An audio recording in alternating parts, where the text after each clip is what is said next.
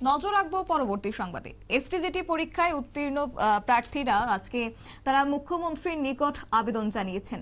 2022 সালে এসটিজিটি পরীক্ষায় উত্তীর্ণ হয়েছেন প্রার্থীরা, কিন্তু তারপরও আজ পর্যন্ত প্রায় দীর্ঘ 4 বছর হতে চলেছে, সেই জায়গা থেকে এখনো পর্যন্ত তাদের নিয়োগ করা হয়নি চাকুরিতে এবং সেই অভিযোগ তাদের রয়েছে। তবে তারই মধ্যে আজকে মুখ্যমন্ত্রীর নিকট তারা দাবি জানিয়েছেন সাংবাদিক সম্মেলন করে। কি বলছেন শুনুন। যে দাবিটা নিয়ে আমরা সবসময় এগিয়ে যাচ্ছি, দাবিটা হলো যেটা আমরা ফ্লেক্সে এখনো দেখানো আছে আপনাদের দ্বারা।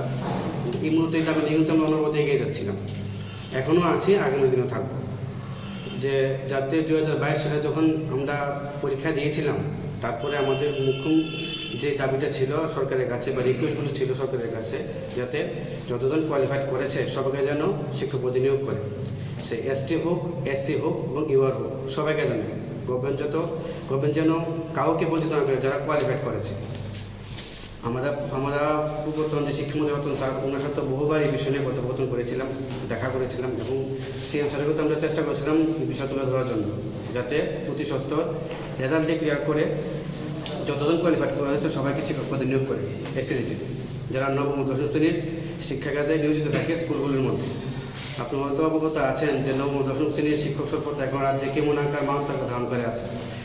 গত 6 বছরে আমাদের কাছে প্রমাণ আছে যে গত 6 বছরে এই সরকার আসার পর মাত্র 625 জন নিয়োগ করেছে নবম ও দশম শ্রেণীর শিক্ষক নিয়োগের দিক দিয়ে, এসটিজির দিক দিয়ে ছিল, কিন্তু টেটের ক্ষেত্রে অনেক নিয়োগ করা হয়েছে।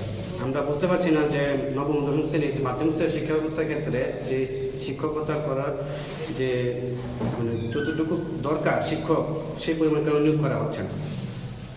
আচ্ছা, বিগত সময়ে আমরা অনেকবার এই বিষয় নিয়ে এসে বিভিন্ন মন্ত্রীদের দ্বারস্থ হয়েছি। তারা বলছে যে এটা প্রসেসিং হয়ে যাবে।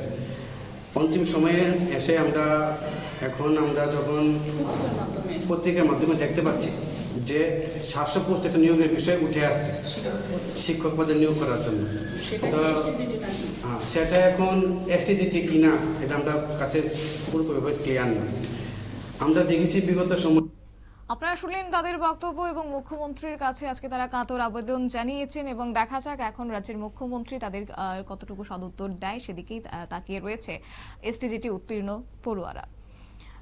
সংবাদ আপাতত এই পর্যন্তই। পরবর্তী আপডেটের জন্য চোখ রাখুন শুধুমাত্র নিউজ ভ্যানগার্ডের পর্দায়। নমস্কার।